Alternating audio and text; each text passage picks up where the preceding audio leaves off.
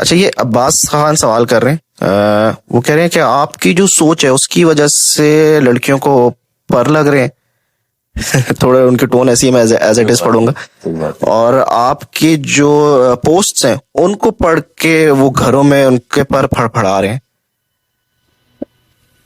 اس پہ آپ کیا نہیں سوال ہے. اتنا یہ دیکھیں بات یہ ہے کہ جس دن ہمیں پتہ چل گیا نا کہ عورت بھی انسان ہوتی ہے آدمی کی طرح، تو ہماری سائیکالوجی صحیح ہو جائے گی. ہم لڑکیوں کو نا کوئی اور مخلوق سمجھتے ہیں. یہی میں پر اگر لڑکوں کو لگا رہا ہوتا آپ کے خیال سے تو پھر تو ٹھیک تھا.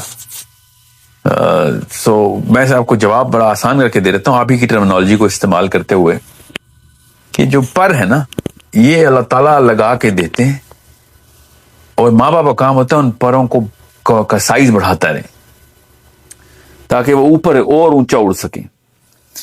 ہم لیکن کرتے کیا ہیں، ہم سمجھتے ہیں کہ یہ کوئی اور مخلوق ہے اور ہم ان کے پر جو ہے نا وہ پر کاٹ رہے ہوتے ہیں. میں پر نہیں لگا رہا ہوں، آپ پر کاٹ رہے ہیں، پر اللہ نے لگائے ہوئے ہیں.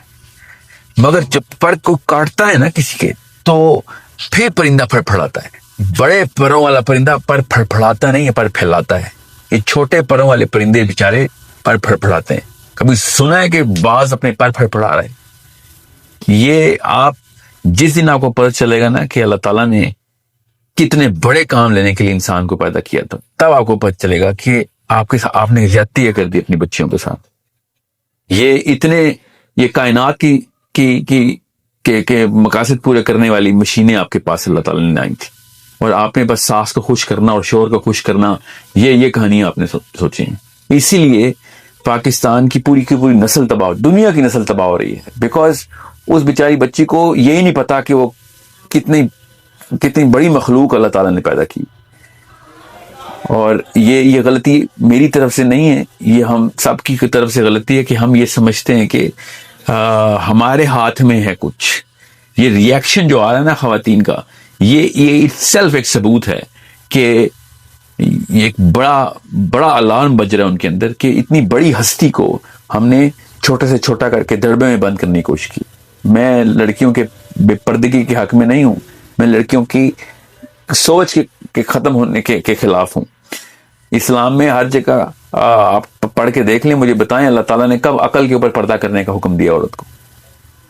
بہت ضروری بات ہے آپ کو پتا ہو کہ ہم سوچنے نہیں دے رہے بچی کو، اور وہ اسی لیے کمزور ترین ماں بن رہی ہے. امت کا مسئلہ نا اہل باپ اور کمزور ماں ہے. لڑکا اہلیت نہیں لے رہا اور لڑکی طاقت نہیں لے رہی. یہ دونوں کون دیتا ہے؟ یہ ماں باپ ہی دیتے ہیں. سو اس کو بہت اطمینان اور دھیان سے سمجھیے، اور لوگوں کی بچیوں کو بھی اپنی بیٹیوں کی طرح ٹریٹ کریں، تب آپ کو پتہ چلے گا. جو ناز نخرے اپنی بیٹیوں کے لیے اٹھاتے ہیں نا، یہ باقی کی لڑکیاں بھی اسی طریقے سے لوگوں کی بچیاں ہی ہیں، اتنی عزیز ہیں ہم سب کو، اور ایسے ہی ہونی چاہیے. پتہ نہیں کیوں ہم نے سمجھ لیا کہ کوئی کموڈٹی ہمارے استعمال اور پلیجر کے لیے اللہ نے نعوذ باللہ پیدا کی ہے. اپنے ذہن میں ختیجہ الکبریٰ اور فاطمہ الزہرا اور عائشہ صدیقہ کے نام رکھا کریں، تب لڑکیوں کے بارے میں بات کرنے کی جرات کیا کریں. یہ بے حد ضروری ہے کہ ہمیں پتہ ہو کہ کتنی عظیم ہستیاں جو ہے نا، ان کے احسانوں تلے دبی بھی امت اس وقت. ایک حضرت عائشہ کو نکال دوں نا تو آدھے سے زیادہ علم گر جاتا ہے امت کا. وہ اگر اس طرح سوچتے نا تو ہو جاتا ہمارا پوری مسلمان امت کا کام کہ جی نہیں، میں نے سوچنا نہیں اور میں نے عمل میں نہیں لے کے آنا پورے علم کو. سو انڈرسٹینڈ کتنا بڑا پرندہ ہمیں مل چکا ہے، اور ہم روز اس کو بس پر کاٹتے رہتے ہیں کہ کس طریقے سے یہ کچھ کرنا بیٹھے کہیں.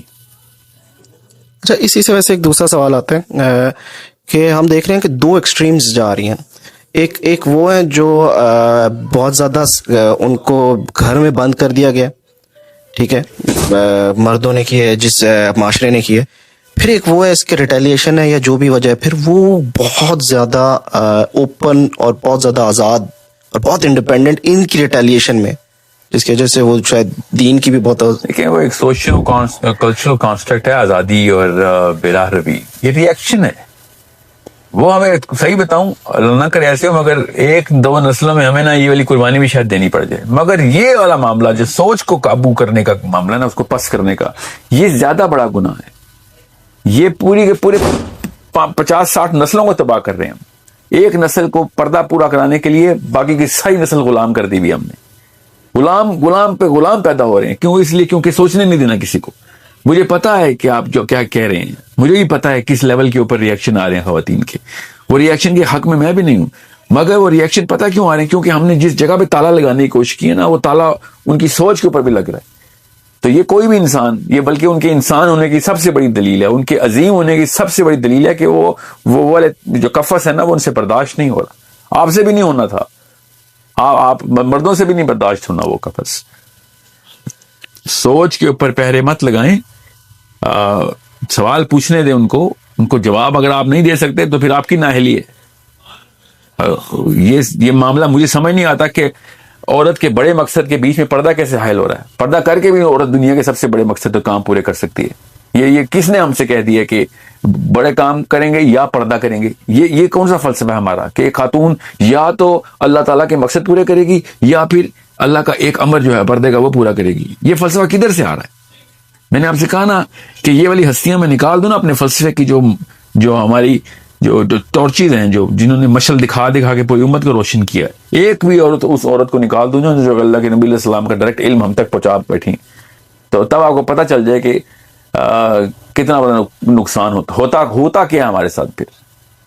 سو اٹس دا سیڈسٹ تھنگ. مجھے سب سے زیادہ افسوس اس بات کا ہے کہ ہم نے آدھی سے زیادہ امت کے بارے میں یہ فیصلہ کر لیا. امام و خواتین کی بات کر رہا ہوں, ہم نے آدھی سے زیادہ امت کے بارے میں فیصلہ کر لیا ہے کہ یہ تو کام کرے گی ہی نہیں, کوئی یہ صرف گول روٹیاں بنائے گی بس, اور کوئی کام نہیں ہے اس کا.